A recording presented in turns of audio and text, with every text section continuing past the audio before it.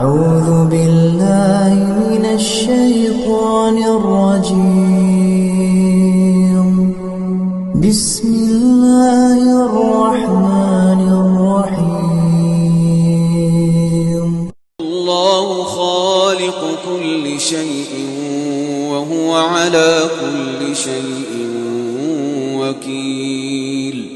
له مقاليد السماوات والأرض، والذين كفروا بآيات الله أولئك هم الخاسرون.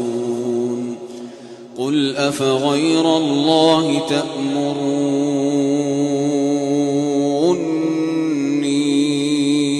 أعبد أيها الجاهلون؟ ولقد أوحي إليك وإلى الذين من قبلك لئن أشركت ليحبطن عملك ولتكونن من الخاسرين.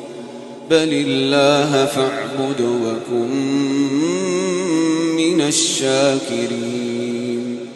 وما قدروا الله حق قدره، والأرض جميعا قبضته يوم القيامة، والسماوات مطويات بيمينه سبحانه وتعالى عما يشركون.